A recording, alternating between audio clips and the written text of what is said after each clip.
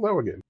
Now, following up on our video from yesterday, we've got the second part of the ancient Sumerian story from the Return of Christ book, detailing the Sumerian, Mesopotamian, and Anunnaki origins of the biblical story. Now, previously, it was commented that Enki, though brilliant, was a spoiled child, but because it wasn't fully explained, it would have been easy for anyone to mistakenly conclude that God had spoiled Enki or that Enki was a bad child. Neither is true. It can be said that two cartons of milk of roughly the same age, produced by the same cow and containing the same nutrients, will have a big difference if one remains in the refrigerator and one remains out on the table. One will obviously spoil, though it will be through no fault of the cow. Circumstances affect outcomes, and the life experiences of Enki and Enlil were quite different, as still immature young adults. Remember, back then, even the adolescent Enlil got in trouble and was banished to Kir for a while. Both brothers received immense love from their father and were truly given the best of everything, leaving neither wanting anything nor feeling neglected in any way. Still, I would suggest that their personality differences ultimately led to their different choices and paths. By today's human standards, they would both have been considered spoiled children because of who they are and what has been given to them by their father. But back then, it outwardly seemed that Enlil was always the more grateful of the two brothers, always praising his father for the things he had received from him, with no great desire to step out of his father's shadow.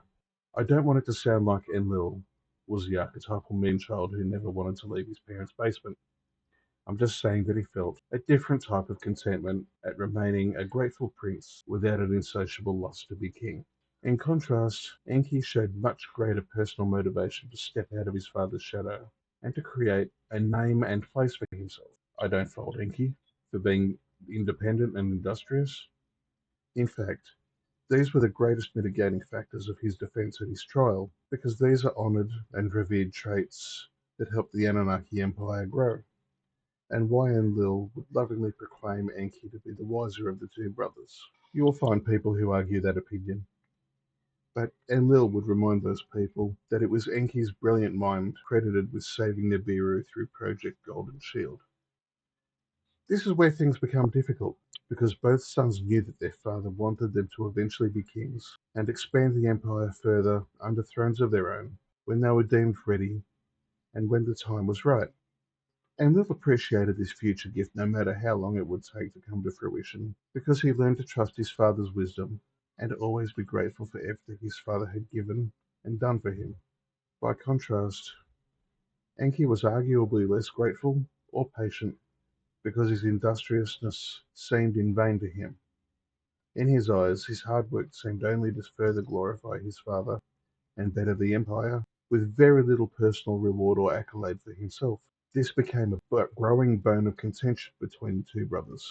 Enki made no secret that he was dissatisfied living in his father's shadow, and Enlil made no secret of how he saw his beloved brother as a spoiled ingrate who did not truly appreciate their father or the wonderful life their father had provided for them. One could argue whether Enlil was fair in this assessment of his brother, because industriousness leads to a desire for rightfully earned and deserved recognition. So, Enki should not be entirely faulted for that. Enki's adolescent impatience and dissatisfaction with the situation became so consuming that he allowed it to overtake his better judgment. This led to the worker revolt scheme and the manipulation of the Nibiru emergency to create a kingdom for himself upon Earth. So, it was these actions that caused young Enki to be considered ungrateful, and thus he was labelled a spoiled child, because he did not seem to appreciate the blessings of his father enough to wait for the time when his father would decide it was right to elevate him to kingship. This is why today, after enduring so much throughout his repentance, Enki has become so much more patient and humble than he was, and why his industriousness has become far more conservative. It's also why he was made Roman Catholic in this life. Through each incarnation, from Moses until now, Enki was made to struggle for anything, a bit less each time, so that he would appreciate everything, and so that he would rightly praise his father and give him the glory for all blessings. He was even made to work on a pig farm so that he could identify with Luke in chapter 15, verses 15 and 16 of that book, and realize that the parable of the prodigal son was about him. That verse reads, "And he joined himself to one of the citizens of that country, and he sent him to a field to herd pigs. And he longed to fill his belly from the carob pods that the pigs were eating, and no man was giving anything to him." Enki is not evil, and he never was.